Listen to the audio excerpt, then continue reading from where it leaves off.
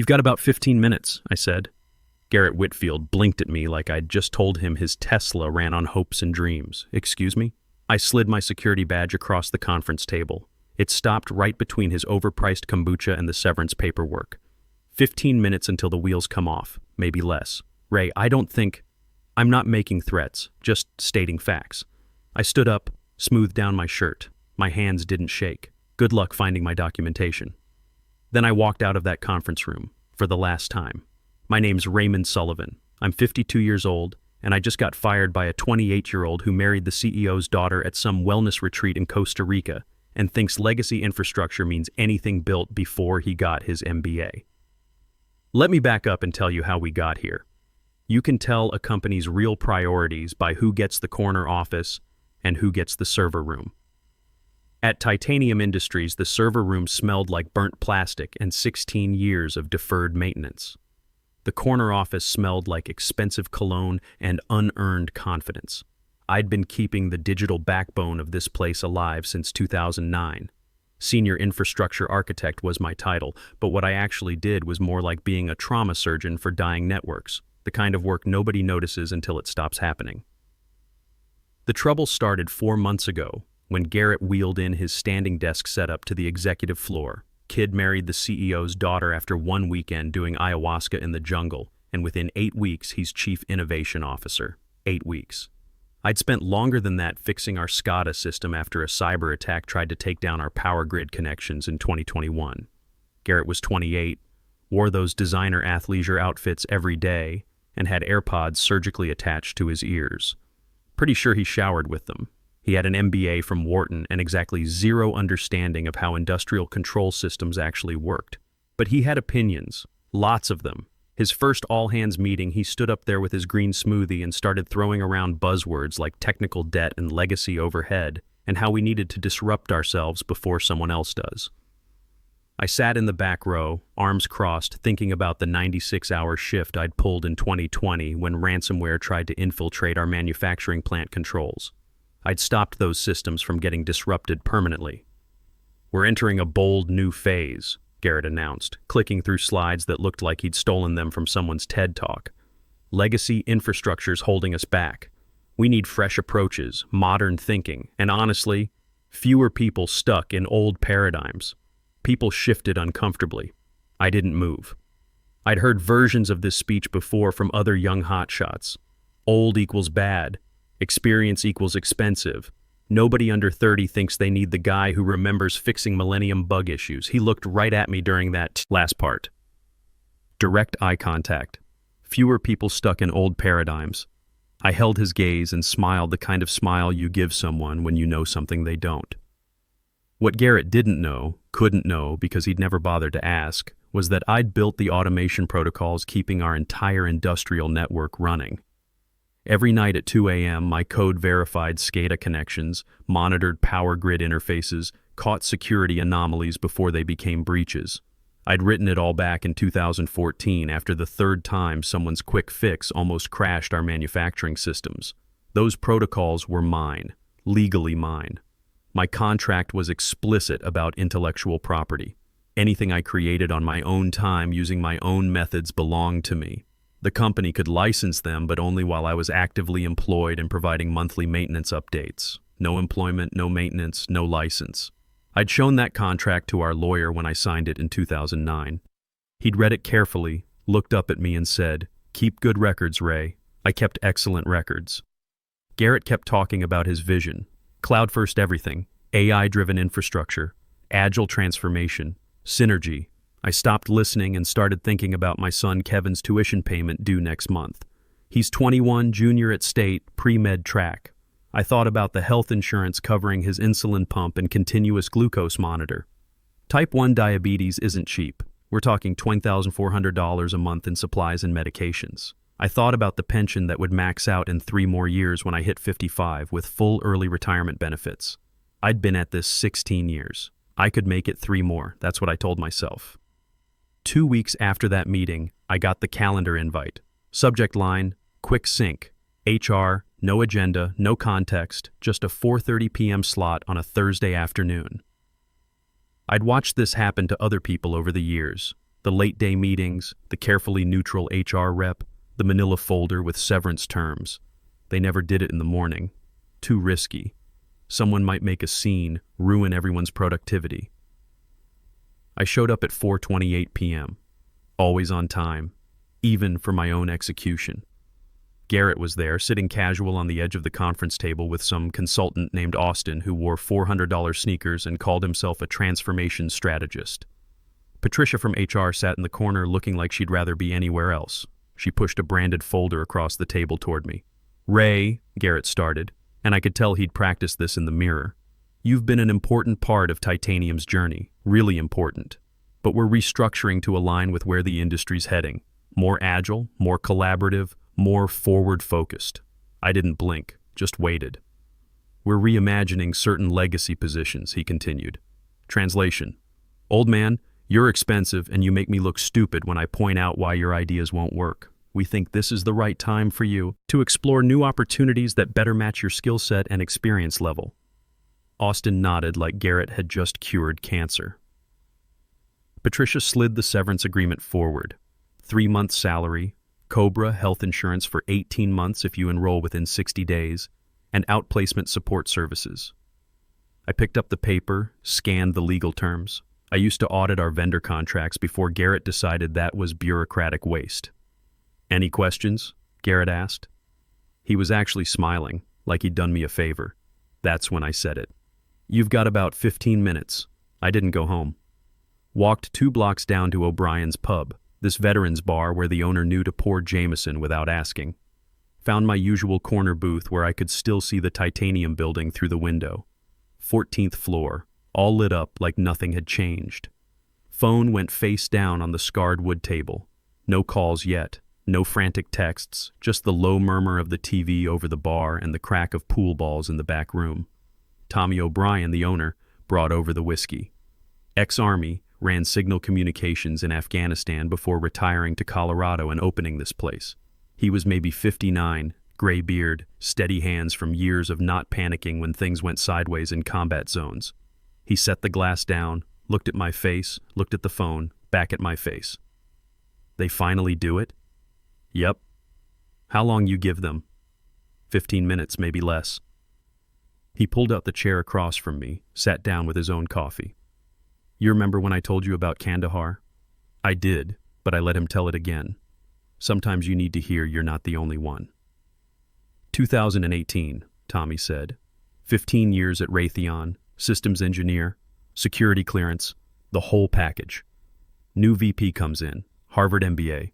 Couldn't tell a router from a toaster. Starts talking about optimizing human capital and right-sizing legacy positions. He took a sip of coffee. Fired me on a Thursday. By Monday, their entire communications grid was down. Turns out I was the only one who knew the backup protocols for their Middle East operations. They call you back? Oh yeah. Offered me contractor rates to fix it. I told them my consulting fee was 4 times my old salary. Minimum 6-month contract paid up front. He smiled. They paid it. Took me 2 days to fix what they broke. Then I walked. That's when you bought this place? That's when you bought this place. Best decision I ever made. He gestured around the bar. No MBAs, no performance reviews, just pour good drinks, listen to people's problems, go home when I want. My phone buzzed. Once, twice, started vibrating continuously. Tommy glanced at it. That them? Yep. You going to answer? Nope. He nodded, stood up. You need anything? I'm at the bar. I picked up the Jameson, took a slow sip. The burn felt good, felt real. Here's what nobody tells you about being the person who holds everything together. You become invisible. Not because you're bad at your job, but because you're too good at it. Things just work. Systems hum along and people forget someone's making that happen. They forget until you stop. My protocols weren't complicated, just solid automation built on 16 years of watching industrial systems fail. Every night at 2 a.m., they'd run through the SCADA network, verify power grid connections, monitor cybersecurity firewalls, test backup generators. Every morning at 6 a.m., they'd validate API connections, check equipment status, reconcile control system data. Boring work, critical work, the kind nobody notices until it doesn't happen. I'd tried explaining this to Garrett about 2 months back. showed him the monitoring dashboard, walked him through the system logs, demonstrated how one small failure could cascade into a plant shutdown. He'd listened for maybe 30 seconds before cutting me off. Right, but modern platforms have built-in redundancy, he'd said, scrolling through his phone. This kind of manual oversight's anti-agile. We need to trust the automation. The automation fails, I'd told him. That's why we have oversight. That's old thinking, Ray. We're moving toward autonomous infrastructure. I'd pulled up the logs from last year when our autonomous infrastructure went down for 8 hours during a thunderstorm. Showed him how my backup systems kept the manufacturing line running while everyone else panicked. He'd looked at maybe 3 lines. Exactly, he'd said. Single points of failure. That's what we need to eliminate. I was the single point of failure he wanted to eliminate. My phone lit up again. Patricia from HR, then Dennis from operations, then a number I didn't recognize. Probably someone from corporate. I let them all ring. The thing about industrial systems is they don't explode all at once. They degrade. Small failures cascade into bigger ones. Equipment starts throwing error codes. Backup systems fail to engage. Power fluctuations cause shutdowns. It's like pulling cards from a house of cards. Nothing happens with the first few. Then suddenly the whole thing collapses. You get warnings if you know what to listen for. They weren't listening. Text from Dennis popped up on my screen. Ray, SCADA system throwing alerts. Power grid interface acting weird. You know what's going on? I typed back, check the documentation. 3 dots appeared immediately. Then, what documentation? I put the phone back down. See, there was documentation. 340 pages of it. System diagrams, recovery procedures, vendor contacts, emergency protocols. I'd written it myself over the years, updated it quarterly, kept it current, stored it in the shared drive under a folder clearly labeled Critical Infrastructure, R. Sullivan. Garrett had that folder deleted 6 weeks ago during a storage optimization audit. Said it was legacy bloat taking up server space. I'd objected in writing. He'd overruled me in an email that said, "We're moving toward cloud-based knowledge management. Static documents are a crutch." I'd kept my own copy, of course, on my personal laptop, which was currently in my Ford pickup parked outside. The TV over the bar flickered to the local business channel. A breaking news banner scrolled across the bottom. Titanium Industries stock drops 12% in after-hours trading amid reports of technical difficulties. Tommy glanced at the screen, then at me, raised an eyebrow. Didn't say anything. My phone started ringing continuously now. Different numbers cycling through, same panic, different voices. Text from Patricia. Ray, please call me. We need to discuss transition procedures. Text from Garrett. Hey, hope you're doing okay. Quick question. Where are the SCADA backup protocols stored? Then another from Garrett. This is kind of urgent. Please respond when you can. Then, Ray, I know we didn't end things great, but we really need your help here. I finished my whiskey, held up the empty glass toward Tommy. He brought the bottle over, poured 2 fingers. Stock's down 12%, he said quietly.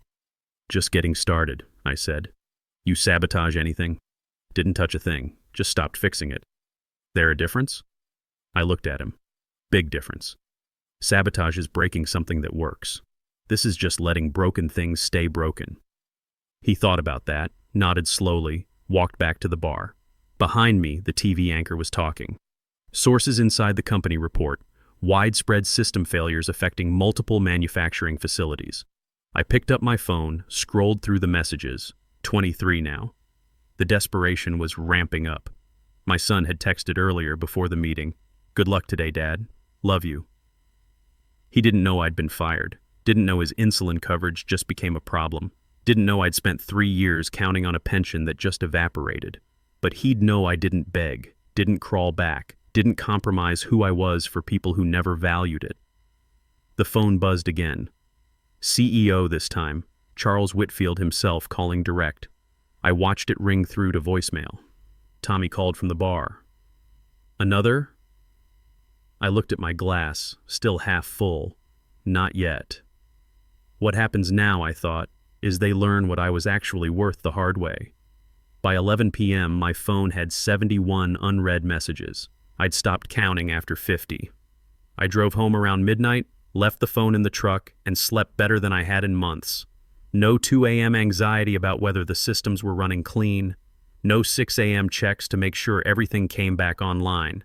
Just solid, uninterrupted sleep. Woke up at 7 a.m. to find my phone had exploded overnight. 156 messages, 42 missed calls, 5 voicemails from numbers I didn't recognize. Made coffee. Strong and black, using the French press Kevin gave me for Christmas. Sat at the kitchen table and finally started reading. The first email had timestamps. That's what made it beautiful. 2:47 a.m. Primary SCADA server lost connection to plant 2. 3:15 a.m. Backup generators failed to engage during power fluctuation. 3:38 a.m. Manufacturing line 3 emergency shutdown. Safety protocols activated. 4:12 a.m. Power. Grid interface throwing critical errors. 4:45 a.m. All remote monitoring systems offline. 5:23 a.m. Security firewalls defaulted to lockdown mode. 6:30 a.m. First shift supervisor called in 6 systems. 7:15 a.m. Plant manager declared operational emergency. By 8 a.m. when the business day started, Titanium Industries was dead in the water. I read through Patricia's emails. Professional panic, the corporate kind where people use lots of words to say we're screwed. Ray, we understand you're no longer with the company, but we're experiencing critical system issues. Any guidance you could provide would be greatly appreciated. Then Dennis, man, I don't know what's happening, but everything's broken. Power systems, manufacturing controls, security networks, all of it. Can you at least point us in the right direction? Then one from someone named Jennifer in IT. Mr. Sullivan, I'm new on the infrastructure team. They're asking me to fix systems I've never seen before. Is there any documentation I can reference? I deleted them all without responding. The news picked it up by 10 a.m.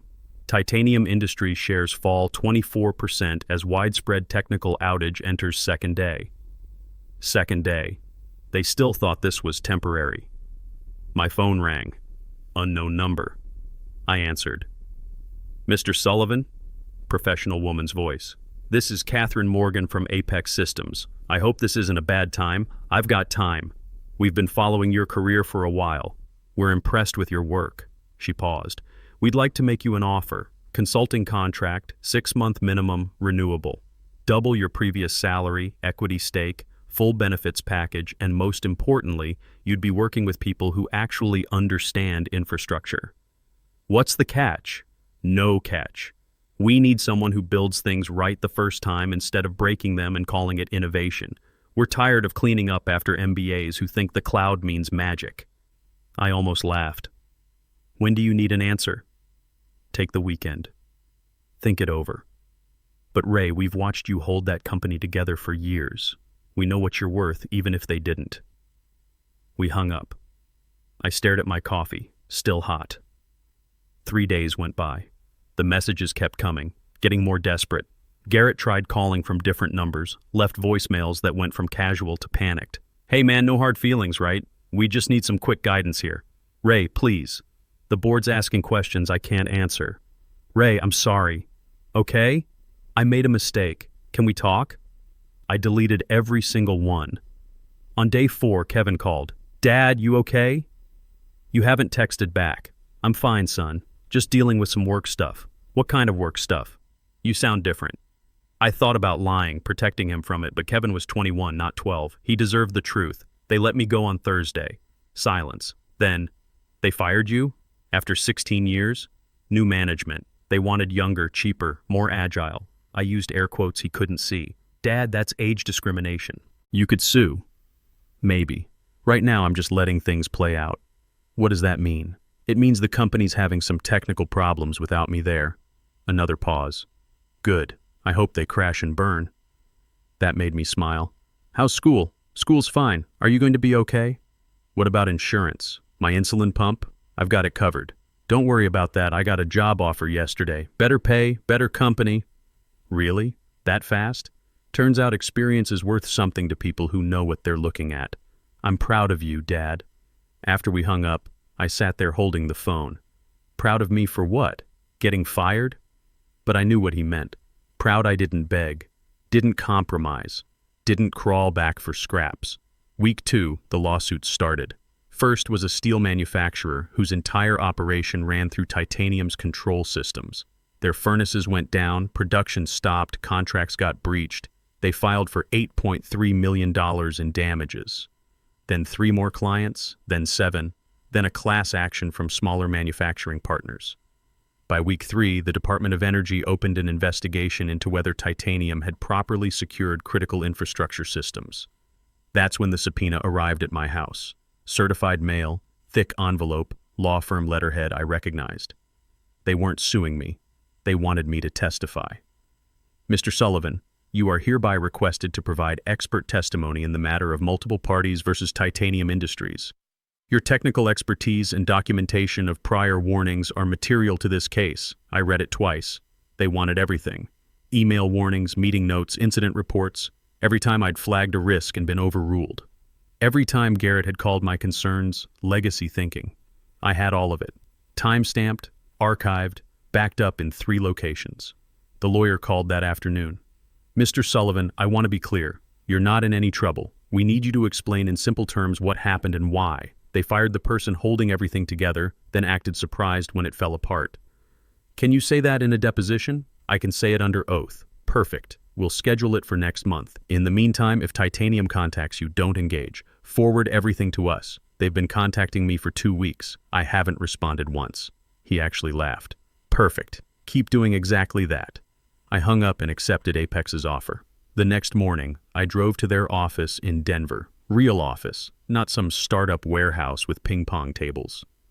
The CTO, a guy named Richard Stone, who was maybe 58 with gray hair and actual engineering credentials, sat down with me personally. Show me what you're thinking for our infrastructure redesign. I pulled up the notes I'd made over the weekend. Redundancy layers, security protocols, automated monitoring with human oversight, the stuff that actually works when you're not trying to be trendy. Richard listened, took actual notes, asked intelligent questions. This is solid, Ray. When can you start implementation? Give me 3 weeks to map all the dependencies. Take 4 if you need it. I'd rather have it done right than done fast. I sat back in the chair. Real ergonomic chair, not 15-year-old furniture. Window with natural light instead of fluorescent hell. You okay? Richard asked. Yeah, just not used to people trusting me to do my job. Get used to it. That's why we hired you. 6 months later, I sat in a deposition room answering questions about my old job. The settlements totaled $19.5 million. The CEO retired early. Garrett quietly left the company, his LinkedIn now describing him as an independent innovation consultant, which is code for unemployed. I never reached out, never gloated, never even checked their website. I was too busy building something that actually worked. Kevin graduated last month, debt-free. His insulin pumps covered under my new insurance plan, better coverage than we ever had at Titanium. He got into medical school at University of Colorado, full ride scholarship, plus he's got a part-time research position that pays his living expenses. Sometimes the best revenge is just living well while other people learn expensive lessons. That's the thing they never tell you about revenge. The loud kind, the public kind, that's just theater. The real kind, the kind that lasts, is when you walk away and build something better. When you prove that what they threw away was valuable, just not to them. 16 years I gave that company. They threw it away in 15 minutes. I got it back in 6 months, plus interest. Kevin called me yesterday from his lab. Dad, you know what I learned in biochemistry class? Sometimes when you remove a critical enzyme from a system, the whole thing just stops working. Is that right? Yeah. The professor said it's basic chemistry. You can't replace experience with enthusiasm. I smiled, looked out my office window at the mountains. Smart professor, smart dad. That's not revenge, that's just math.